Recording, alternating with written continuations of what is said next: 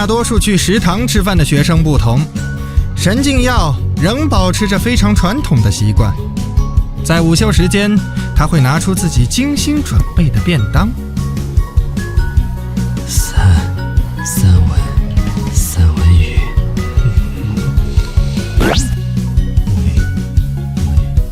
为什么会是三文鱼不是九文鱼？如果改名叫九文鱼的话，一切都完美了。我已经连续998次考到了第9名，每天上学都保持迟到9分钟。话说回来，这个泡面番里我为什么不是在第9集出场？正片里不是都好好的吗？为什么到了这里就变成了3？为什么我们班有9个位置却只有8个人？果然，归根到底还是因为三文鱼出了错。如果他能改名叫做九文鱼的话，这一切都不会发生了。等等，我发现了。只要把3片三文鱼摆在一起的话，不就是九文鱼了吗？这样一来，一切都完美了。但是我要怎么才能让别人也知道这个称呼？干脆把这些认知里都是三文鱼的家伙都杀掉算了。九文鱼。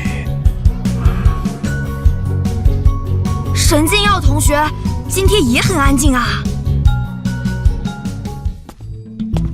一向沉默寡言的神境耀同学今天忽然敲响了教师办公室的门。老师，有件事还请你务必帮忙。神境耀同学，你怎么带着试卷？这次入学测验，请老师你帮我多扣2分。丹尼尔老师这一辈子可能是第一次从学生那里听到这么奇怪的要求。是阅卷老师疏忽了什么错误，还是我的卷面不够整洁，请老师务必帮我多扣2分。我认为单凭这个无法私自给学生扣分，都是因为我的大意才会。我的人生里已经第998次在大小测验里获得了第9名，你知道这意味着什么吗？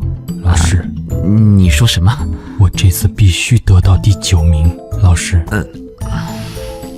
我知道了。神境耀同学，你先回去吧。可是我会给你扣2分的。多谢老师。